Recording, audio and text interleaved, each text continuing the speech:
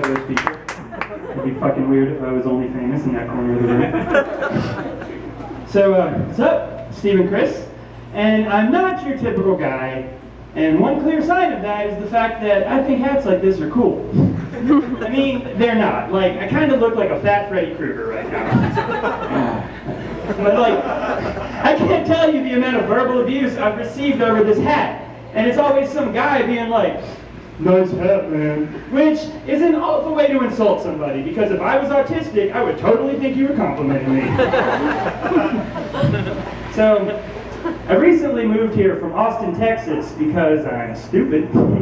I mean, at least that's how I've been treated so far. Like, everybody I talk to, they're just like, "Texas? How the hell did you move here?"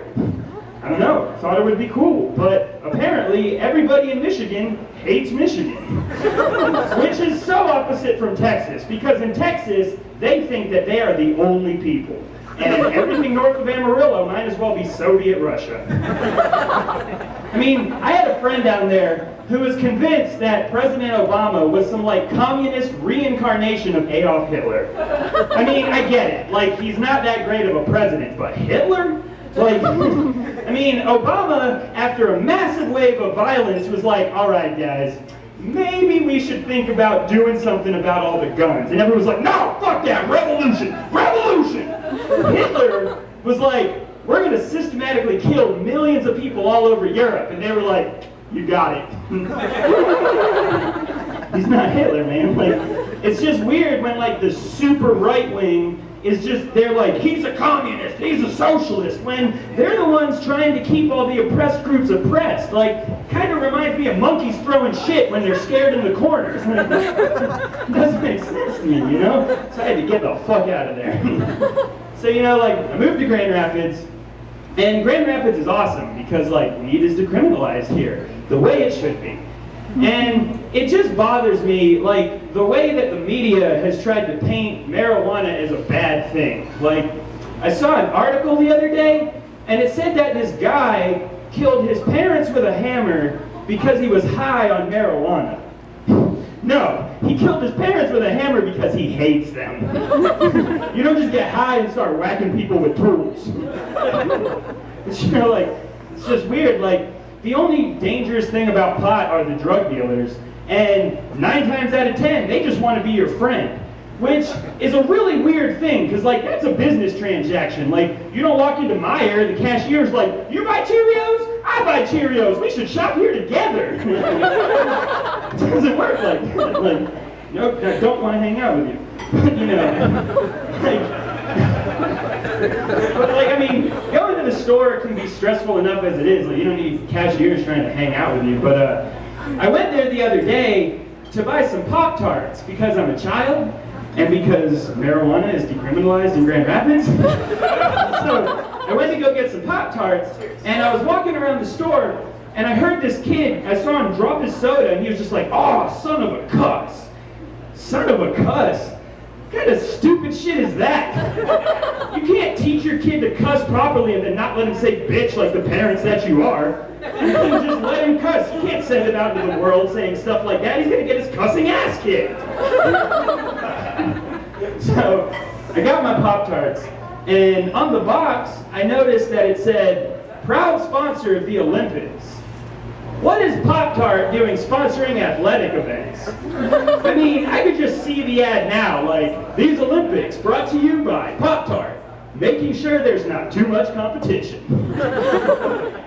So, I got my Pop-Tarts, and I got up to the register, and the guy in front of me was freaking out because his total was $6.66. Now, I get it, like 666 and the devil, but people get a genuine fear in their heart when their total is $6.66. Like, what do you think is going to happen to you? The devil's going to pop out of the ground and be like, "Oh, I'm everything evil, but I'm only summoned by perfect change." They're going to drag you to hell and rape you for buying bagels? It's not going to happen. Just pay the $6 and move on.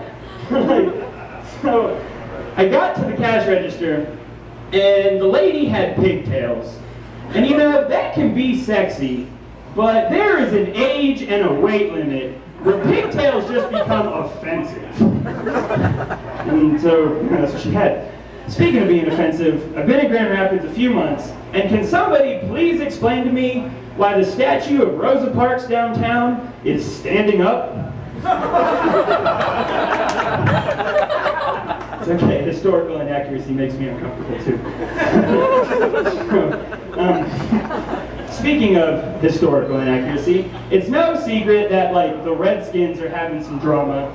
And in this country of like political correctness and racial sensitivity, you would think more people would be clamoring to change the name of the Redskins. I mean, would we be this passive if we were talking about a basketball team called the Brooklyn Black People? I mean, that's not even offensive or racist. It's demographically correct, and people would be losing their shit.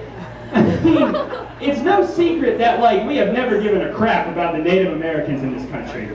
Like, I have this friend of mine, and he actually lives on a reservation, and so I went to go visit him, and he introduced me to these, like, Native American activists who were planning to get the country back.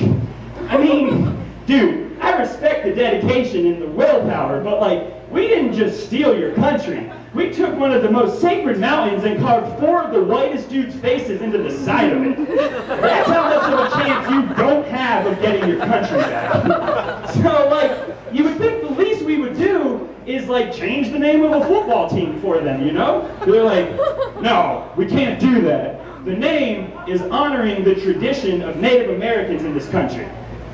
No, it's not. The Florida State Seminoles are honoring a tradition because the Seminoles lived in Florida. You just took a racial slur and named a football team based out of the white man's Mecca. Like, that's the white man's capital, and Obama, and you entertain them by forcing them to watch the Redskins fight over a pigskin. Like, that's not honoring them. Calling them the Redskins to honor a tradition would be like honoring the gay movement out of California by changing the name to the San Francisco Faggots. I mean, if you really wanted to name them something honorable, call them the Washington Native Americans. Except the irony of that makes me want to scalp myself. I